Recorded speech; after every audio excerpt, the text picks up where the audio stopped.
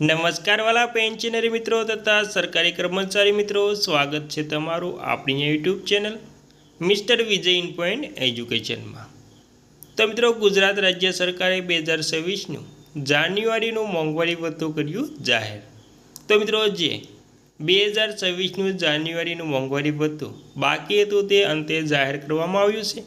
તેમાં જાન્યુઆરીથી જે પહેલો હપ્તો બાકી હતો તે જાન્યુઆરીનો 2026નો પહેલો હપ્તો, તેવી જ રીતે ફેબ્રુઆરી 2026નો હપ્તો, ત્યારબાદ ત્રીજો માર્ચ 2026નો, એમ 3 મહિનાનું બાકી ડીએરીએસ જાહેર કરવામાં આવ્યું છે।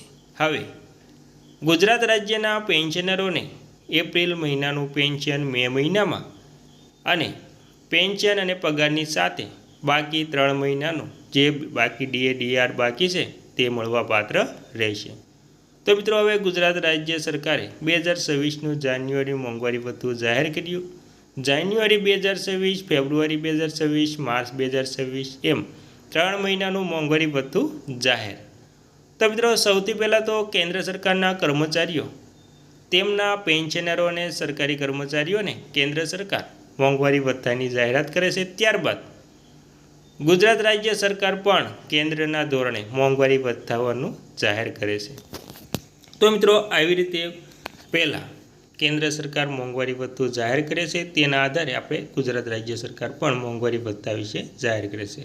તો મિત્રો, સૌથી પહેલાં આપણે કેન્દ્ર સરકારની વાત કરીએ તો તેમાં સૌથી પહેલાં ડીઆઈ 2026 હાલ સરકારી કર્મચારીઓનું મોંઘવારી ભથ્થું 58% છે।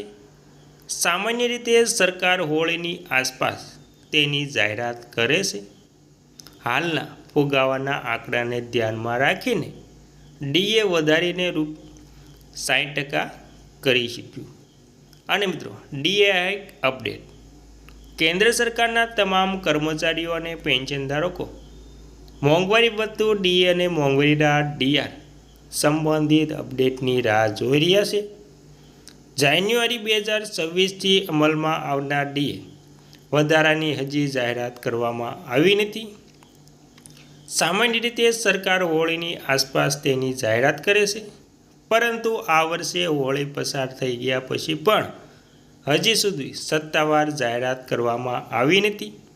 જોકે તાજેતરના ફુગાવાને અપડેટને આધારે એવો અંદાજ છે કે ડીએમાં લગભગ 2%નો વધારો થઈ શકે છે, જે તેને 58%થી વધારીને લગભગ 60% કરી શકે છે। અને મિત્રો, વર્ષમાં 2 વખત ડીએની સમીક્ષા થાય છે। કેન્દ્ર સરકાર વર્ષમાં 2 વખત મોંઘવારી ભથ્થાની સમીક્ષા કરે છે। પહેલાં સુધારો જાન્યુઆરી અને બીજો સુધારો જુલાઈથી અમલમાં આવે છે। હાલમાં કર્મચારીઓને મૂળ પગારના 58% મોંઘવારી ભથ્થું મળી રહ્યું છે। વર્તમાન ફુગાવાને આંકડાને જોતા જાન્યુઆરી 2026 માટે ડીએમાં લગભગ 2%નો વધારો થવાનો અંદાજ છે। જો આવું થશે તો કર્મચારીઓનું મોંઘવારી ભથ્થું વધીને 60% થશે।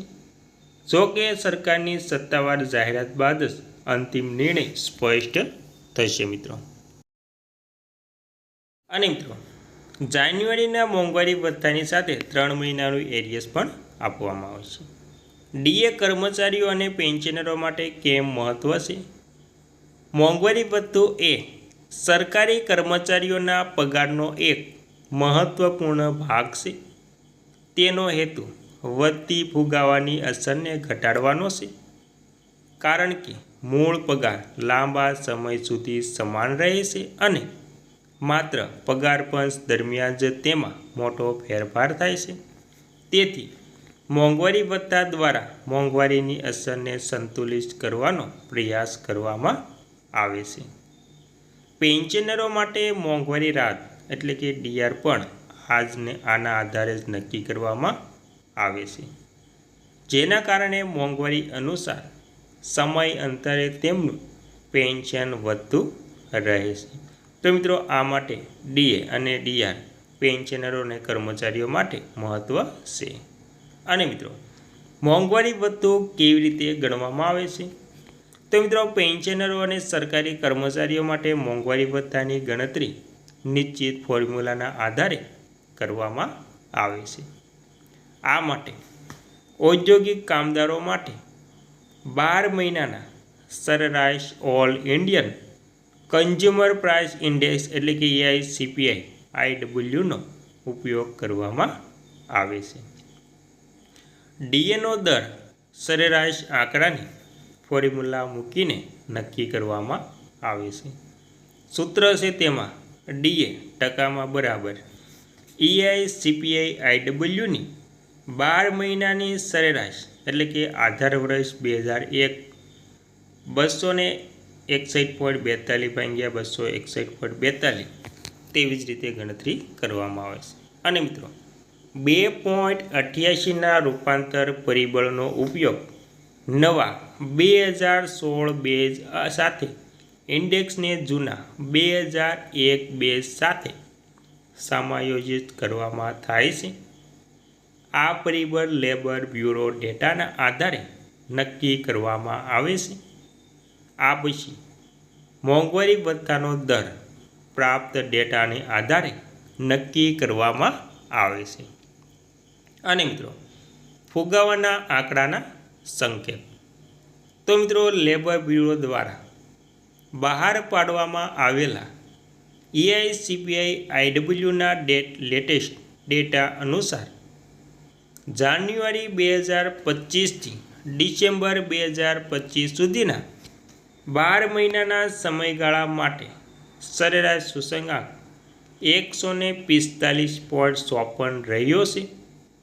આ સરેરાશને ફોર્મ્યુલામાં મૂકવાથી ડીએ લગભગ 60.33% થાય છે. તો મિત્રો આવી રીતે ફુગાવાના આંકડાને જોતા 60.33% મોંઘવારી ભથ્થું પહોંચી શકે છે અને જાન્યુઆરી 2026થી લાગુ થશે. ત્યારબાદ મિત્રો અંતમાં આપણે જાણી લેવું છે કે તેમાં સરકારી નિયમો મુજબ તેને રાઉન્ડ ઓફ કરવામાં આવે છે. તેથી એવો પણ અંદાજ છે કે તેને 60% જાહેર કરી શકાય છે. જો આવું થશે તો ડીએના હાલના 58%ની તુલનામાં 2%નો વધારો થશે.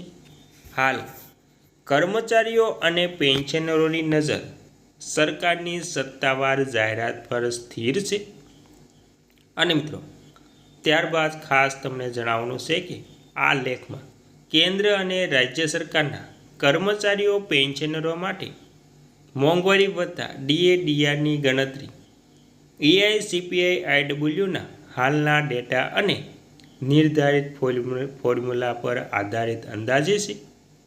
મોંઘવારી ભથ્થું અને ડીઆરમાં વાસ્તવિક વધારાની જાહેરાત ભારત સરકાર દ્વારા કરવામાં આવશે મિત્રો.